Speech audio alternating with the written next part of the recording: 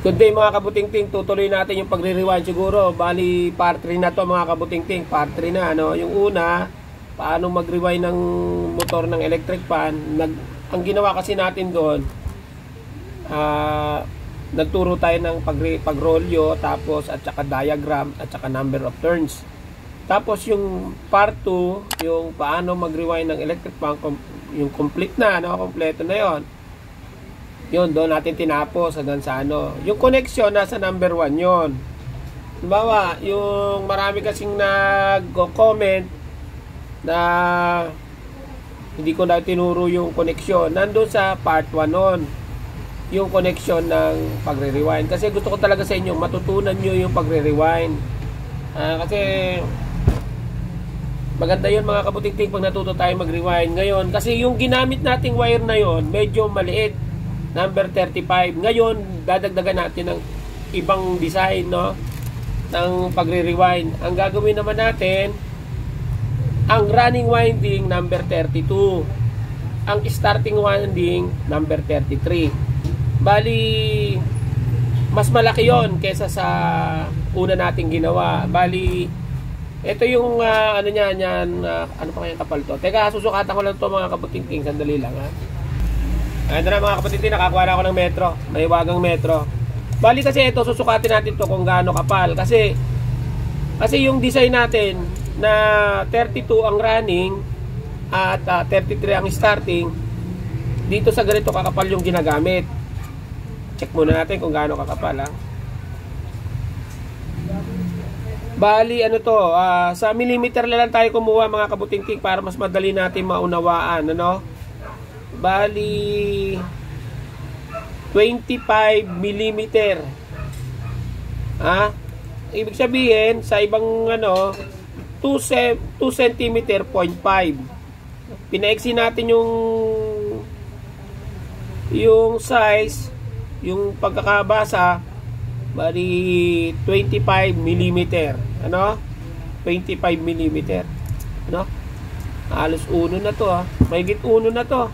Mali 1 inches. Bali itong core 1 inches. 1 inches.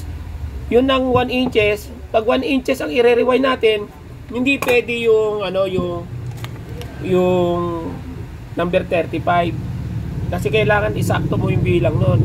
Halimbawa kung gusto mong gamitin talaga yon, yung 920, 900, gawin mo talagang 920. Pwede yun. Pero kung gusto nyo mas tumibay yung rewind natin, kasi ang LC nito bakal, halimbawa, o kaya 18 ang LC nito. Tapos o kaya yung 20, pwede rito kasi malaki na to 1 inches. 1 inches ang core. Gawin natin, tibayan natin, gawin natin siyang 33 ang starting, ang running ay 32. Kaya ba mga kabutingting, gawin na natin. I-diagram ko na yung gagawin natin. Kasi parehas lang to sa may diagram ng ano. Parehas lang yan. Yung diagram natin ginawa doon sa unang video ng pagre-rewind natin. Tapos, i-continuous lang nyo lang yon. Kung hindi nyo pa rin napapanood yung part 2, continuous nyo lang yon. Parehas lang sa proseso ang gagawin natin doon sa nauna. Kaya ito, dadagdagan lang natin yung pagre-rewind natin ng doon sa video natin ng pagre-rewind, no? Idagdag nyo lang to. Parehas lang ang procedure, na proseso ng paggawa, ano? Okay, gawin na natin mga kabutingting para matapos na natin to. Eto mga kabutingting, isusulat ko yung mga detalye. Isusulat ko lang muna yung running winding, ang running winding at saka starting winding. Tapos, teka, susulat ko lang muna mga kabutingting.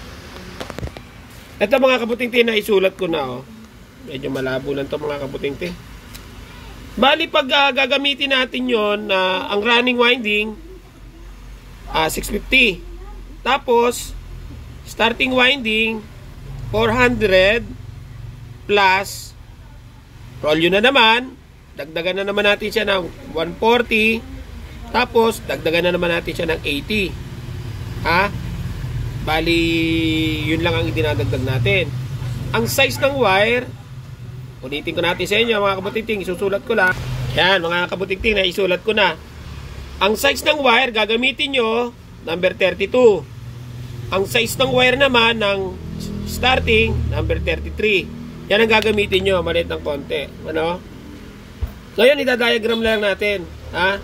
Tsaka yung connection, idadiagram ko na lang para matapos na tayo mga kabutingting. Bali, ganun lang mga kabutingting ha. Panoodin nyo, ulitin ko sa inyo. Meron tayong video ng part 1, paano mag-rewind ng motor ng electric fan. Part 1 yan. Pangalawa, paano mag-rewind ng electric fan tutorial. Ha? Sige, tutuloy na natin to. Bali, dulo-dulo na ng wire ta mga kabutingting ha. Ganun pa rin naman ang connection eh. Kahit hindi ko na nga i-diagram eh. Alamin nyo na to eh. Pero, i-diagram ko na mga kabutingting. Pero sigurado na. Yan mga kabutingting, na-diagram na natin. Ito ang running winding. Running ha, running. Running. Ito naman ang, yan tatlo na yan, puro starting yan. Yan yung 400. Ito yung 140 plus 80.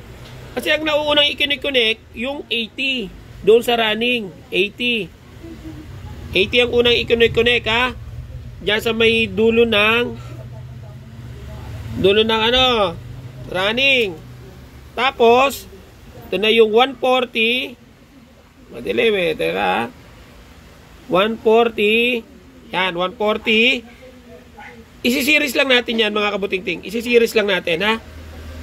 Si-series nyo lang, kukonect nyo doon sa unahan noon. Dito dulo.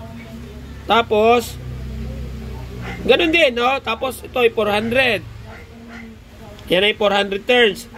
Yan yung isi-series mo naman din doon sa 140.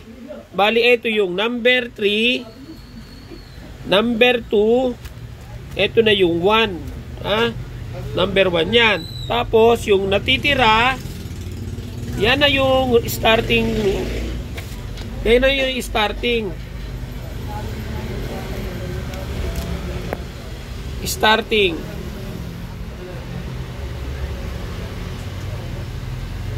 Yan. Ano mo na lang kasi hirap humawak ng cellphone na nagsusulat eh. Basta yan, starting ha. Starting winding to, ha? Starting winding.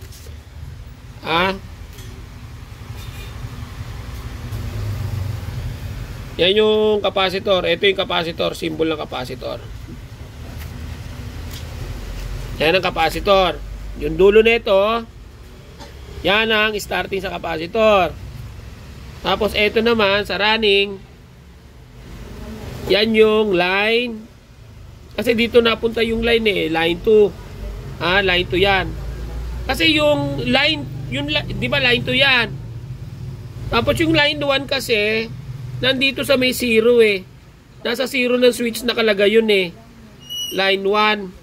Pag pinindot mo, mag-o-on dito. Papasok dito. Alam mo, pinindot mo yung number 1, papasok mo yung dito. Papasok yung number 1. Doon ha.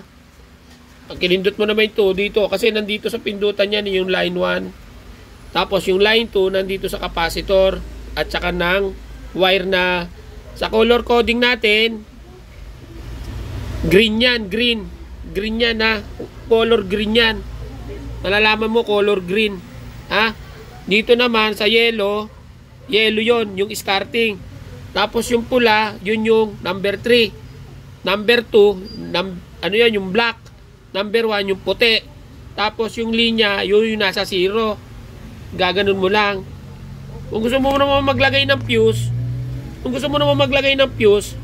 puputol ka lang dyan sa running. Halimbawa dito,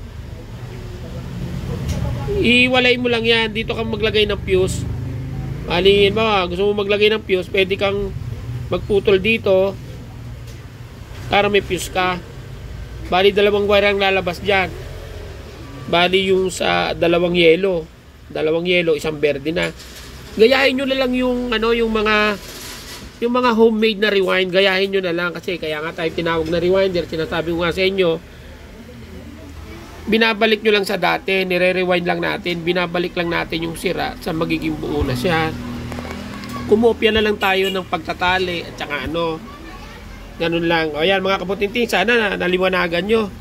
Kasi konti lang talaga tayo video na to. Ito na talaga, content lang to. Dagdag content lang to. Roon sa pagre-rewind natin ng ano. Panoodin nyo yung, kung hindi nyo pa napanood, alam mo, napanood nyo lang ngayon to. Nandun nyo yung part 1 at part 2. Para malabas-lubos yung maunawaan, yung pagre-rewind. Ha? O, sige mga kabutiting. Sana mga kabutingting na may natutunan kayo sa pag-lecture natin kasi natapos na tayo rito sa matabang wire. Subukan nyo na lang mag-rewind. Kaya nyo yan mga kabutingting. Ganyan talaga sa una, talagang napakabagal. Lahat naman ng dumaan ng rewinder, napuputulan ng wire yan, naiipitan ng wire. Kaya wag tayo masisiraan pag lagi, wag tayo masiraan ng loob. Pag naputulan tayo ng wire, naipitan tayo ng wire, nagkaroon ng ground. Continuous lang hanggang sa matutunan nyo. Kung talagang gusto nyo mag-rewind, subukan nyo. Gumawa tayo ng gamit, bumili tayo ng tools. Sayang naman kung matutunan mo to. Ha? Kaya mga kabutinting, susunod na natin gagawin yung industrial pan na kung paano ginagawa. Ngayon, ito lang muna. Bali, nasa inyo na. Ha? Susunod na industrial pa na gagawin natin. Tapos magde-demo tayo ng refrigerator. Tutuloy muna natin yung refrigerator kasi wala naman nagpapagawa sa akin dito ng industrial pan eh. Pag may nagpagawa, makakapag-demo tayo. Ha? Pag may nagpagawa ng electric pan. Ha? Kaya mga kapatiting, salamat pinanood nyo itong video ko. Thank you sa inyo. Ha? Nakasalamat pala mga kapatiting sa subscriber ko. Thank you sa inyo lahat at sinusuportahan nyo yung channel ni Master Butingting. Sa ating channel ka mga kabutinting para may maraming matutunan ang mga kabataan sa atin, yung mga naghahanap, yung mga uwaw na uwaw sa kaalaman. Huwag kayong mag-alala. Pag nakasubscribe kayo kay Master Butingting, ituturo sa inyo yung mga kaalaman ni Master Butingting. Kaya mga kabutinting, thank you sa inyo.